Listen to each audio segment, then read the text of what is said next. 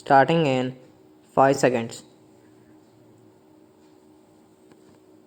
I have felt that the approach to these questions has been marred by strong language, by direct or indirect reproaches, and by the running down of this group or that.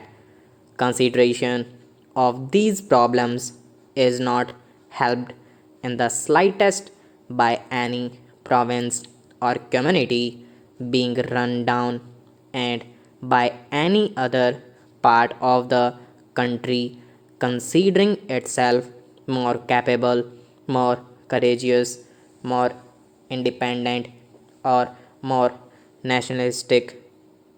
We are all here as members chosen by some constituency or other in India. Naturally, we are interested in that constituency, but I submit that we are much more. I am not here merely as members for the eastern part of Allahabad district. I consider a member of parliament to be a member for India. We are not members of some local municipality or district to consider the interest only of our area and forget the rest of India. We have to consider every question in relation to the whole country. As Prime Minister of India, I have to think in terms of India. I may make a mistake, as all of us make mistakes, but our bona fides must not be called into question. I submit that when we begin to challenge one another bona fides, then any discussion and consideration of a problem and merits become difficult. Some honorable members may say it is all very well, your intentions may be very good, but where have you landed us with your good intentions? It is perfectly true that we have landed ourselves in a bit of a mess.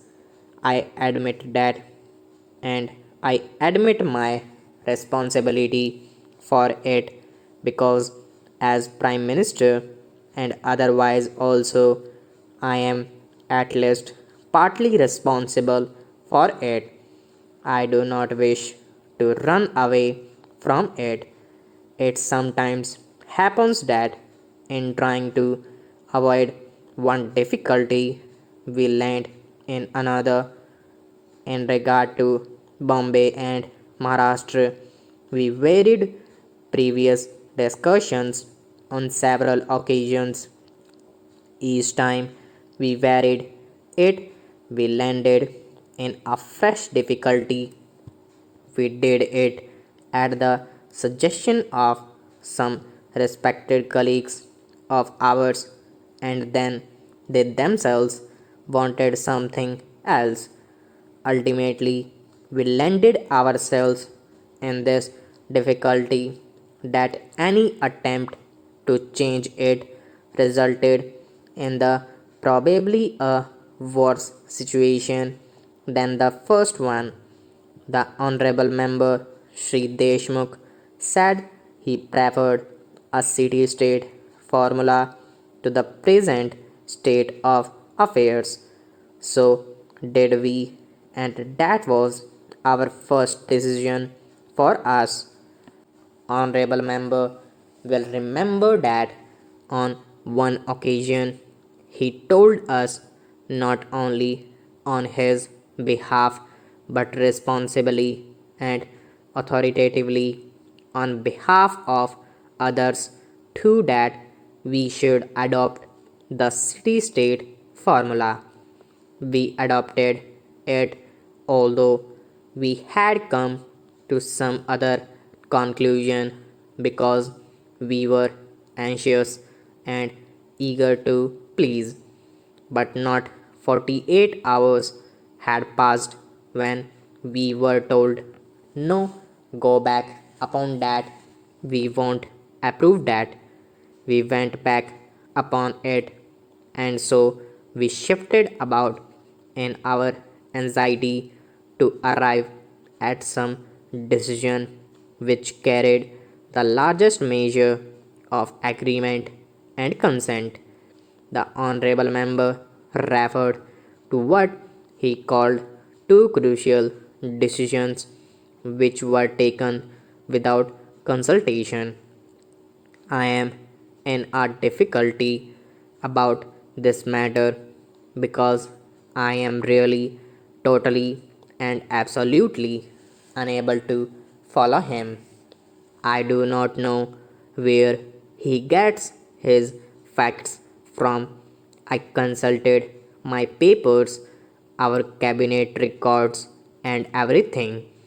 There are two decisions I leave out for the moment: the statement that I made in Bombay.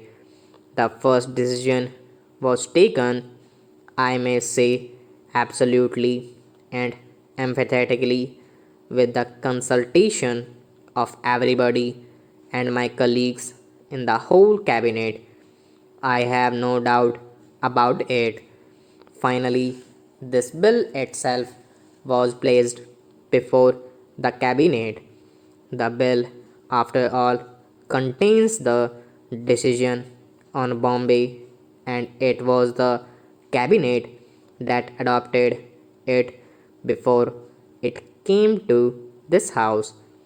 That is the usual procedure. I do not understand how anyone can say, unless he is forgetting all this, that this decision was adopted without consultation.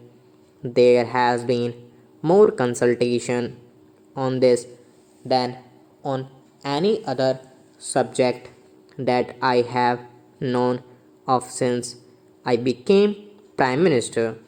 Sri Deshmukh was kind enough and good enough to say that he did not refer to me when he said that there was a certain animus.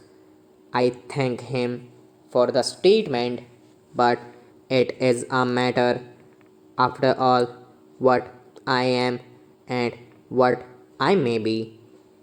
But our method of government, the procedure we follow in the cabinet, in the government of India, in this parliament, and elsewhere, are much bigger matters.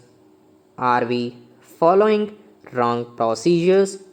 Are we overriding everybody and imposing some individual will, mine or a small committee's will, over this parliament, over the government, over the country?